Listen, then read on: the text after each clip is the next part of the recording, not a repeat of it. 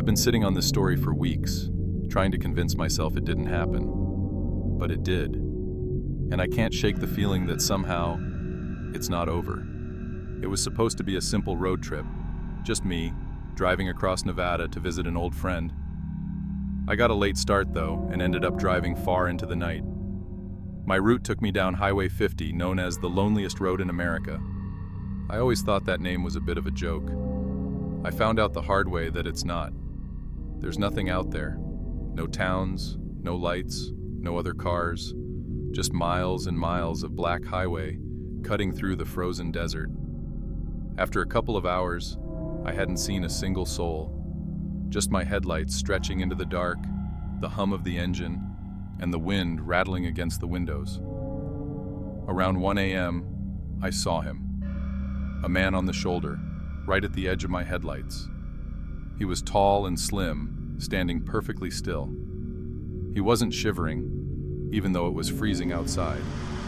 He was facing my car, his pale face expressionless, except for a strange, faint smile. Not friendly, not grateful, just amused, like he knew something I didn't. I should have kept driving, but something about him standing there, alone in the middle of nowhere, made me hesitate. I told myself he might need help. Maybe his car broke down and he didn't have a phone. Against every instinct screaming in my head, I slowed down. I pulled over a few feet ahead of him and cracked the window, keeping the engine running. "You okay?" I called out. At first he didn't respond, just stared at me with that unsettling half smile. Then slowly he spoke.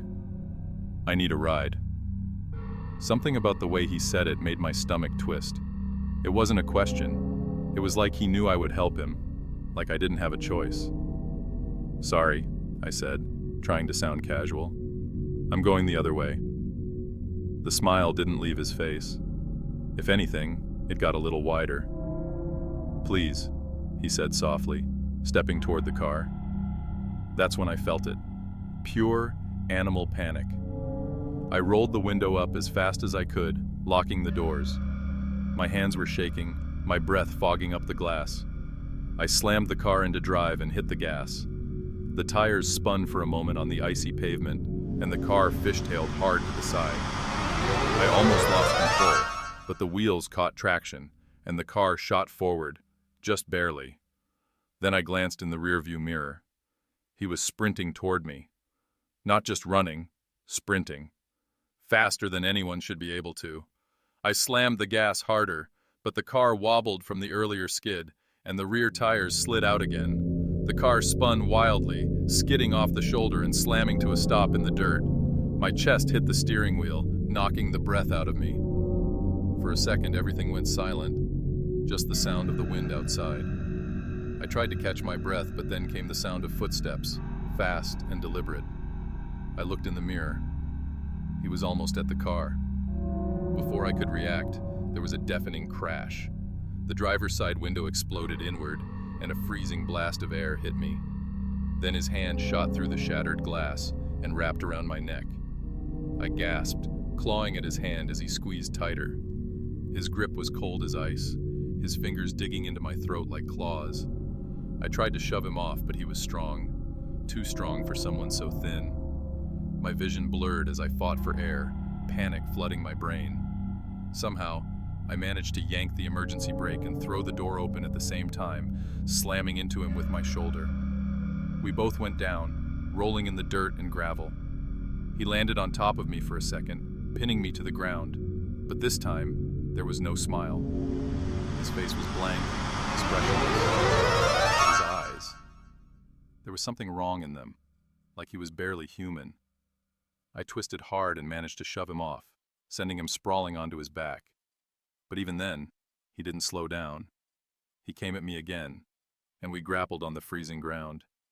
His strength was unreal, like he was more wire and bone than muscle, his limbs coiled with tension. At some point, I managed to land a desperate kick to his ribs, throwing him off me just long enough to scramble to my feet. My hands were shaking so badly I could barely move, but I knew I didn't have much time. The car was still running, but I'd need a few seconds to release the brake and get it moving again, and I wasn't going to get those seconds with him still coming at me. I didn't think. I just moved. I bolted for the car, yanked the door open, and threw myself inside. His hand slapped against the window as I slammed it shut, leaving a smudge on the frost-covered glass. I turned the key in the ignition, praying the car hadn't stalled out. The engine roared to life. I threw it into reverse, the tires spinning wildly in the dirt before finally catching.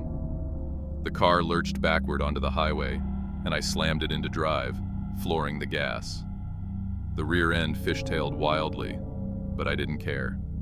I kept my foot down, heart pounding in my chest, as the car roared down the highway. I glanced in the rearview mirror one last time, and he was still standing there, watching me. His face was blank again, expressionless, as if nothing had happened.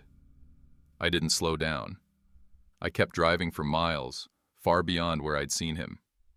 When I finally reached the next town, I pulled into a gas station and sat there for a long time, gripping the steering wheel with both hands.